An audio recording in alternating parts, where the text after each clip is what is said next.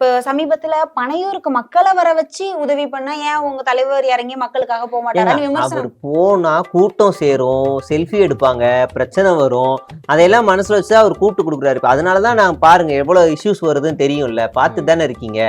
ஏன் சார் ஒரு அரசியல்வாதியா மக்களை போய் சந்திக்காமலே இருந்துட முடியுமா சார்?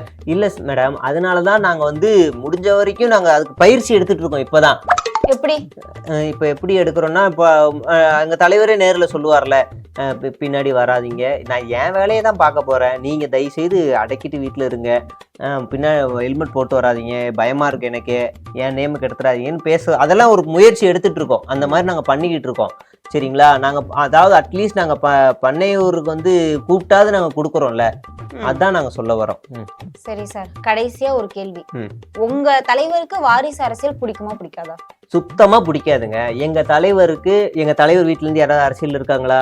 இல்ல. எங்க தலைவர் ஒரு ஆள், அவ்வளவுதான். கட்சிக்குள்ளேயும் வேற யாரும் அரசியலா குடும்பமா இங்க யாரும் பண்ண கிடையாது. ஏதாவது ப்ரூஃப் இருந்தா காட்டுங்க, நான் பேசுறேன். ஏன் சார் உங்க தலைவர் சினிமாவில இருந்ததே வாரிசு தானே சார் பண்ணிட்டு இருந்தாரு? அவங்க அப்பாவே தலைவருக்கு தானே கொடுத்தாங்க. இல்ல சார், இல்ல மேடம், இப்ப எங்க தலைவரோட அப்பா வேற யாரையுமே உருவாக்கலையா?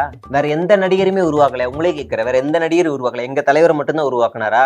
சொந்த பையனை மட்டும் தான் உருவாக்குனாரா? சொல்லுங்க சார். மத்தவங்களை உருவாக்கி இருப்பாங்க சார், அதை விட்டுருங்க.